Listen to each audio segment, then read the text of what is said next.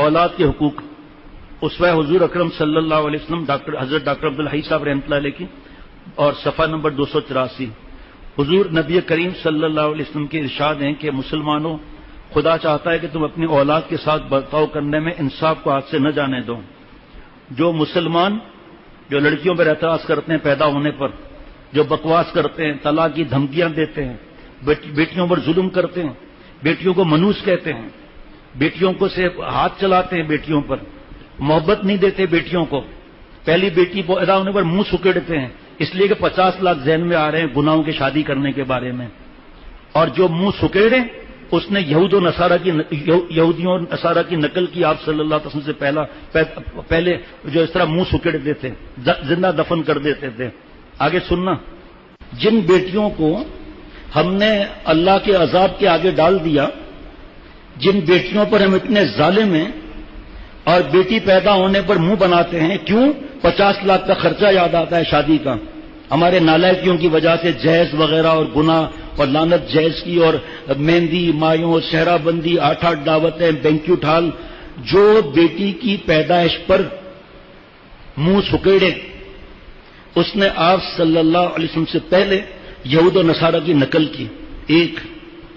Number 2، آپ صلی اللہ علیہ وسلم کے پاس جب حضرت فاطمہ رضی اللہ تعالیٰ عنہ خدمت میں حاضر ہوتی تھیں تو آپ صلی اللہ علیہ وسلم چند قدم آگے بڑھ کر استقبال کرتے تھے، اور جب آپ صلی اللہ علیہ وسلم سفر پر تشریف لے جاتے تھے سب سے آخر میں حضرت فاطمہ رضی اللہ تعالیٰ عنہ سے ملتے تھے، اور واپس آ کر سب سے پہلے حضرت فاطمہ رضی اللہ تعالیٰ عنہ خاتون جنت سے ملتے تھے۔ کیوں؟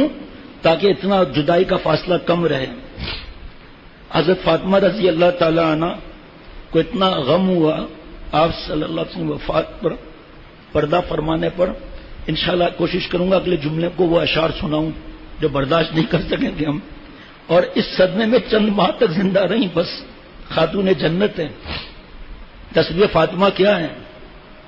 اور جب آپ صلی اللہ علیہ وسلم پر بکرے گائے کی نہیں اونٹ کی ہوجڑی ڈالی گئی تھی، اس وقت حضرت فاطمہ رضی اللہ تعالیٰ چھوٹی بچی تھی، اور وہ کھینچ رہی ہیں، کھینچ نہیں سکتی، رو رہی ہیں۔ آپ صلی اللہ علیہ وسلم کو بدبو کتنی آئی ہوگی صرف یہ سوچنے ہوجڑی کی، اور یہ ابو جہل اور مردود اور یہ سب ہنس رہے ہیں، کہہ کے مار رہے ہیں۔ یہی یہود و نصارہ کی ہم نقلیں کرتے ہیں۔ ہماری بیٹی کا لباس اللہ معاف فرمائے ہم ہی تو خریدتے ہیں یا مارکیٹ میں بیچ دیتے ہیں۔ وہ ابھی بات عرض حضرت ایک یہودی عالم آئے، آپ صلی اللہ علیہ وسلم سے پوچھا کہ اللہ تعالیٰ کو سب سے ناپسندیدہ جگہیں کون سی ہیں؟ آپ صلی اللہ علیہ وسلم نے فرمایا اللہ سے پوچھ کر بتاؤں گا۔ جب حضرت جبریل علیہ السلام آئیں گے، حضرت جبریل علیہ السلام خدمت اقدس میں حاضر ہوئے اور عرض کیا کہ 70,000 حجابات کے بیچ میں نے اللہ سے یہ پوچھا سوال، اللہ تعالیٰ نے جواب بھجوایا ہے کہ اللہ کے نزدیک سب سے ناپسندیدہ جگہ مارکیٹ اور بازار ہے، اور سب سے پسندیدہ جگہ مساجد ہیں۔ اب بس سے آگے میں کیا بیان کر چکا ہوں، کئی ڈپارٹمنٹل اسٹور اور پتہ نہیں کیا بڑے مال، وہاں پر کیا ہوتا ہے؟ مارکیٹ میں چوری، ملاوٹ، دھوکہ، گالیاں، نامحرم، ٹکرانا، جھوٹ، غیبت، نماز نہ پڑھنا، کتنے نقصانات ہیں۔ سب مل کر جاتے ہیں مال میں، 8 ریسٹورینٹ ہیں، چھت پر سنیما ہاؤس ہے اور ایئر کنڈیشن ہے اور موسیقی ہر وقت، خریدنا وریدنا کچھ نہیں، گھومنے جا رہے ہیں جو جگہ اللہ تعالیٰ کو سب سے ناپسندیدہ ہے، اور اس کی ترکیب بھی ہے، وہ بھی بتا چکے ہیں، ویب سائٹ پہ مل جائے گی یا جمعے کے بعد لے لیں۔ جن بیٹیوں پر اتنے ہم ظلم کرتے ہیں نا، اب سنیے آپ، ٹیشو دینا، اللہ اکبر، غور سے سننا بھائیوں، تشریح کا موقع نہیں۔ جو مسلمان اپنی لڑکی کی عمدہ تربیت کریں، اس کو عمدہ تعلیم دے۔ عمدہ تعلیم کون سی ہے بھائی؟ آپ بتاؤ، مجھے چھوڑ دو۔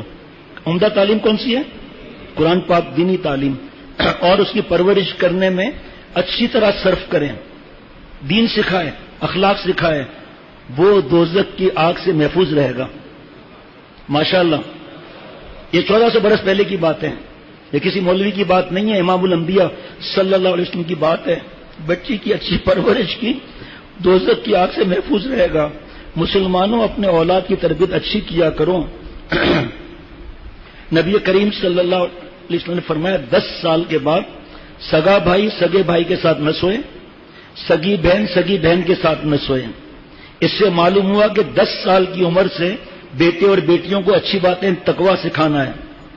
ہمارے بچوں کو پاکی ناپاکی کا نہیں پتا، کھڑے ہو کر لڑکے پیشاب کرتے ہیں نہیں معلوم، چوری کا نہیں معلوم، ماں باپ سے بدتمیزی کا نہیں معلوم، اب فلمیں کا نہیں معلوم، گندی مذاقیں آپس میں کر رہے ہیں نہیں معلوم. اسی فتوے میں لکھا ہوا ہے کہ آج کل یہ نیٹ کیبل کی وجہ سے بالغ کی عمر کو چھوڑو، 10 سال کی عمر کو چھوڑو، اس سے کم عمر میں گندے خیالات کو اوپر آ جاتے ہیں. وہ تفصیل لکھی ہوئی ہے، جس کو چاہیے ہماری ویب سائٹ سے ای میل سے لے لیں، جس کو چاہیے دن میں آ کر فوٹو اسٹیٹ لے لیں تاکہ گھر میں پڑھ کر سنائیں کہ چھوٹے بچے نہیں ہیں نیٹ کیبل والے.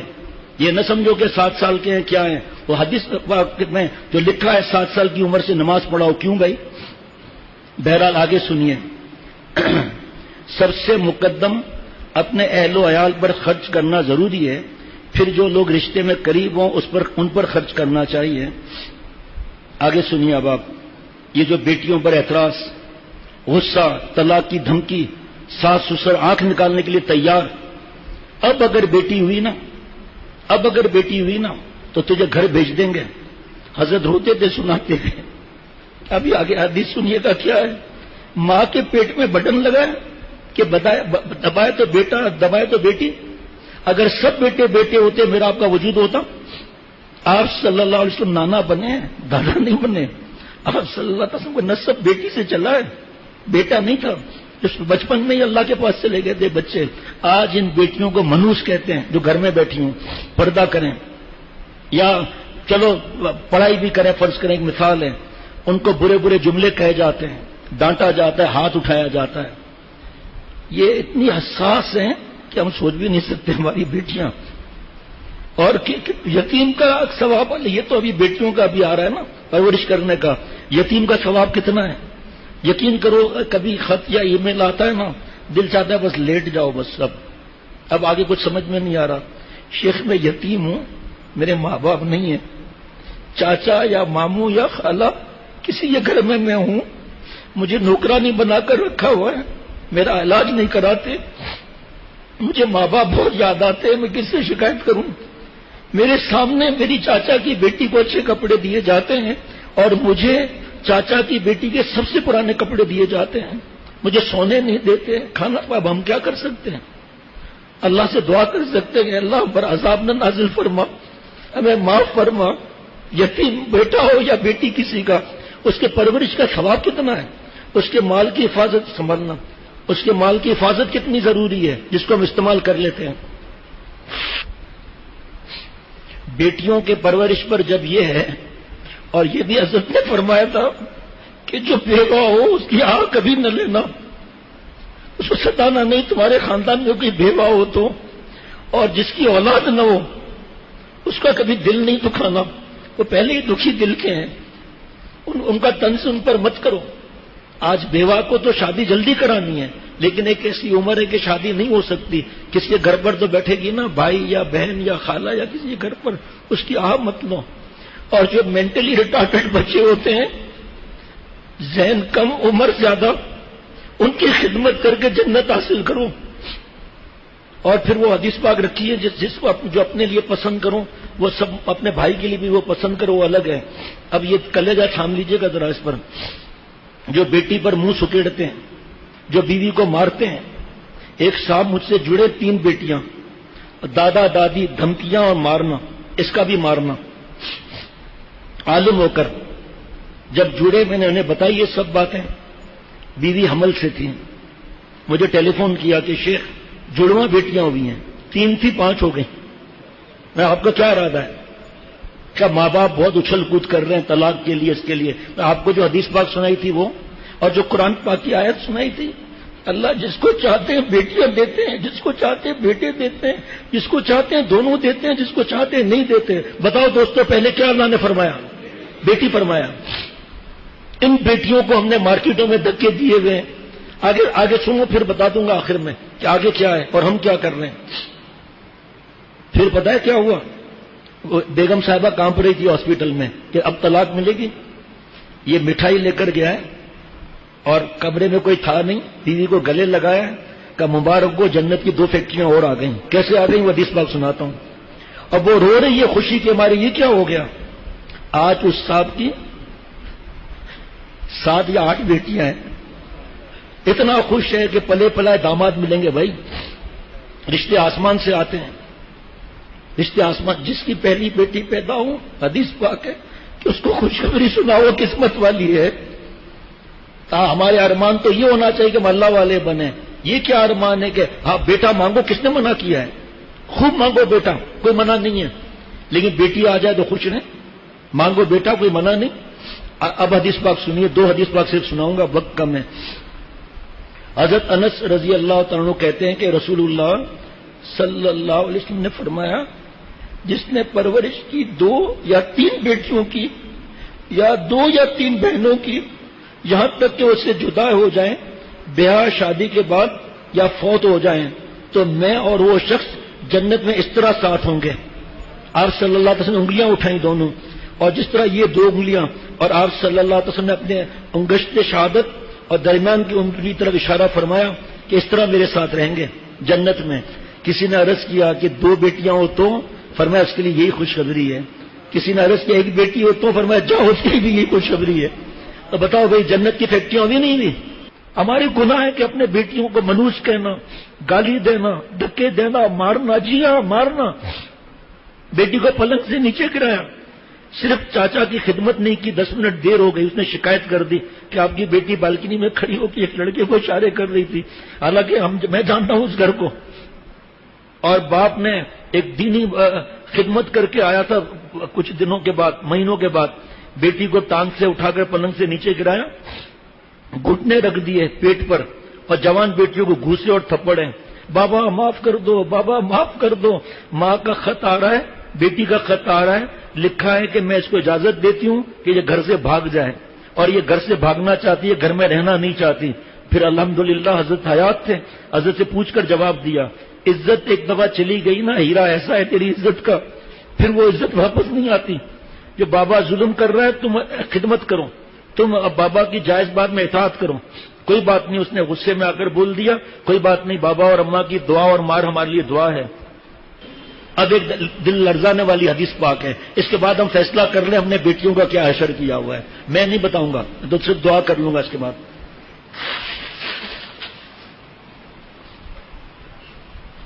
بچپن سے چڈیاں، پینٹ شرٹ بیوی میں نہیں مانتی ہے، ہم تو پہلے مانے کسی دن.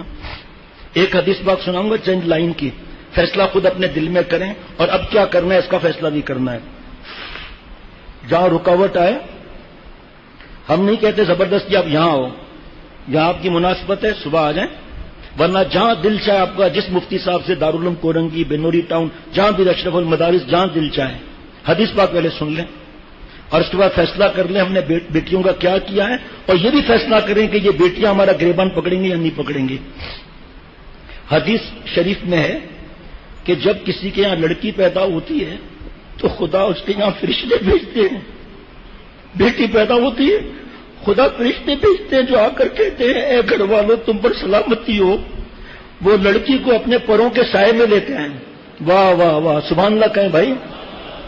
یہ بیٹیاں ہیں جناب، اور روڈوں پر کھڑی ہوئی ہیں، پینٹ شرٹ پہنی ہوئی ہیں، لڑکوں کے ساتھ گیم کھیل رہی ہیں، موٹر سائیکل پر ساتھ بیٹھی ہوئی ہیں اور خوش ہو رہے ہیں. یہ بیٹیاں ہیں. آگے سننا تو پتہ چل جائے گا کہ گردن پکڑی جائے گی نہیں پکڑی جائے گی. توبہ کا دروازہ کھلا ہوا ہے.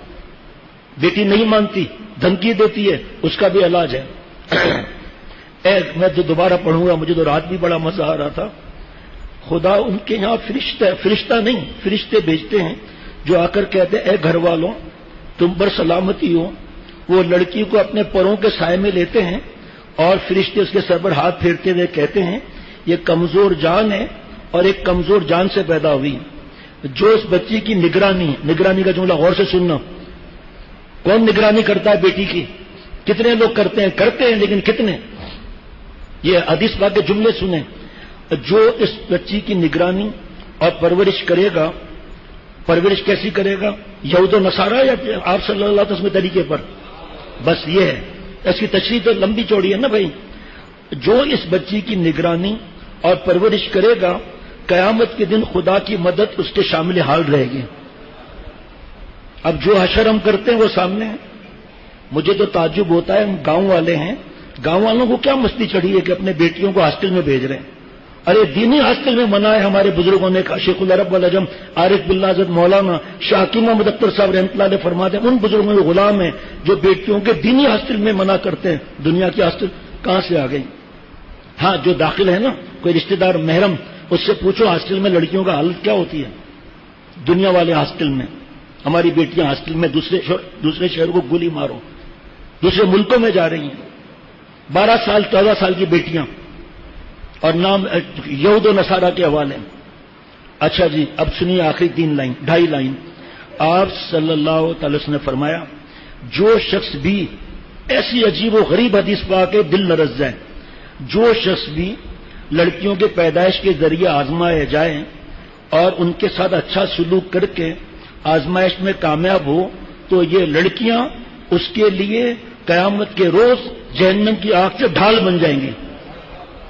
دینی حساب سے پرورش کی جائے، گھر پر بٹھایا جائے، ان کی پرورش کی جائے، یہ ہمارے اور دوزخ کے بیچ میں ہماری بیٹیاں ڈھال بن جائیں گی.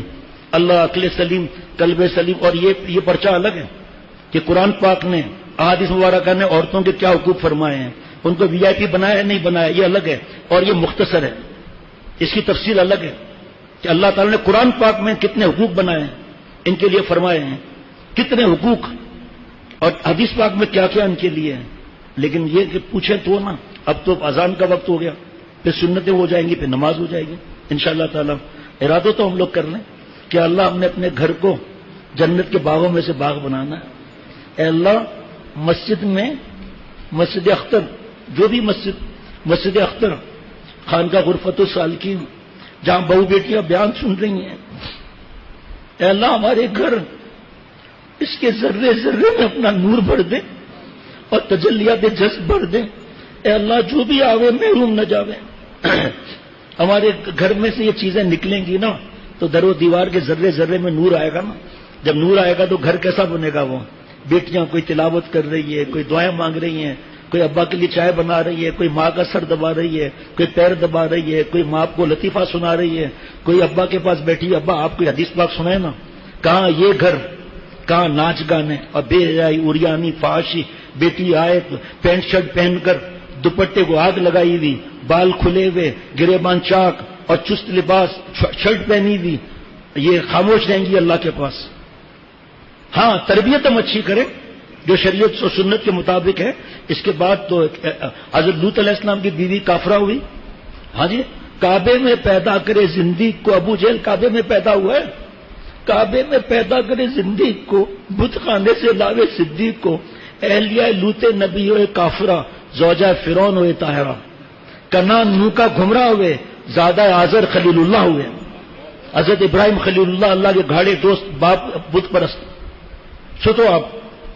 اور فرعون کی بیوی طاہرہ، تفسیر میں لکھا ہے کہ حضرت آسیہ رضی اللہ تعالیٰ عنہ آپ صلی اللہ علیہ وسلم کے نکاح میں دے دی گئیں تکلیفیں برداشت کرنے کے بعد.